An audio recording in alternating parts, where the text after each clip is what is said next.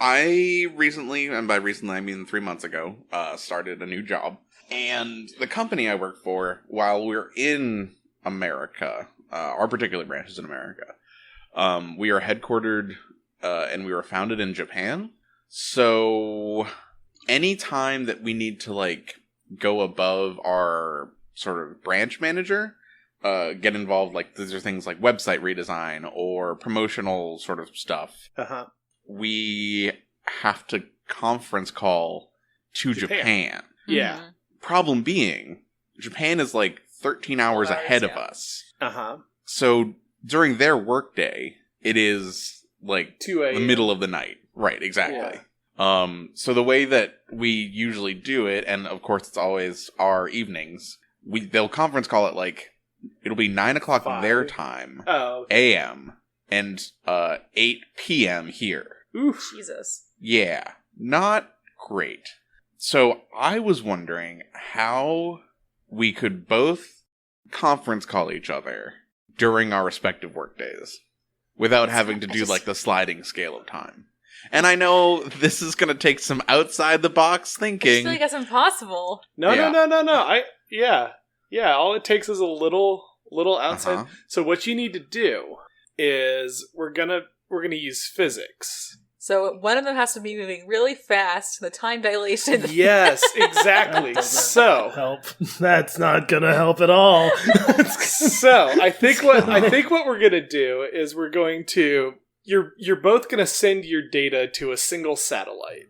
And I don't think that. Okay. Just that. Yes, and Jarrett. Don't get ahead of me now. And one of the satellites is going to be moving really fast? Yeah, the satellite is we're going to fire the satellite at the speed of light away from the Earth. But if it's away from the Earth, then it's going to take a longer time for the signal to get back to Earth. Like for both parties. Exactly. No, but it's equally worse for both people. You need to have it go around the Earth. Actually, around the Earth at the speed of light? Did you know that if you are on a really long flight, you actually land at your destination like milliseconds earlier than you should? Okay, so we're going to put the transponder on an airplane. Yeah.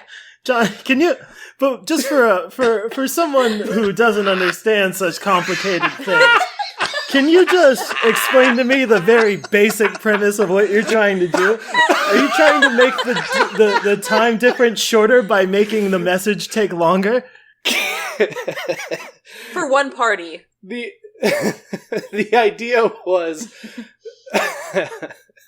so essentially like if you're both observing the same object and you fire it very fast away from the Earth, like time's not passing for that object, but time's passing for you. Time is passing for that object. Not in the same way. Okay. Yeah. Good. So like years are passing for you, and the thing traveling at the speed of light. It's been like days. Yeah. Yeah. And so your conference call will be years long? Yeah. God damn it. So as you can see, Mark, we've made your situation better. So we just need to reverse it, right? We just need to fire the Earth very fast away from the stationary.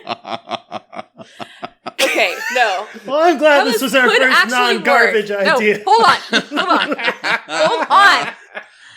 Okay, so for those who maybe don't remember special relativity, if Kelsey, what? Don't remember it? Yeah, what the fuck are you talking about? Well, I don't know. Not everybody knows what it is. Yeah, but not everybody learned it. Yeah, there's no reason for somebody to necessarily have learned what special relativity is. Wait, I thought you learned that in high school. No, Kelsey. No. Well, I was in high school. Kelsey, the rest of us didn't go to Xavier's school for the gift. I just went to a public school. Listen. God. I thought I learned the math. I just learned the concepts. Yeah. Mm-hmm. And when you kissed your boyfriend, you took his mutant powers, yes. Are you? Fine, never mind. No. Kelsey. I do want to hear it. Yes. I would like Please. to Are learn you what sure? special relativity is. I think you already know. I do, but I really don't understand how it's being applied to the situation in a way that helps. Okay. Jared, I already explained it. I don't know what your And issue you is. explained it perfectly, John, but I'm just going to need Kelsey to take one more crack at it. Okay, so if you are moving very, very fast, then Like, how fast? like a fraction of the speed of light or faster. 1/4? Yeah. Yeah, like 10% or faster. Okay. I mean, yeah, go ahead. Then this strange phenomenon happens where in your frame of reference, time is moving at a certain rate, but to everybody else, it looks like you're moving faster. Slower. Faster. Okay. Because for you, like maybe a week passes Shut up, Mark. in your spaceship, but on Earth, it's been 10,000 years. Yeah, like a year or more. Mm-hmm. Depending on how fast you're moving.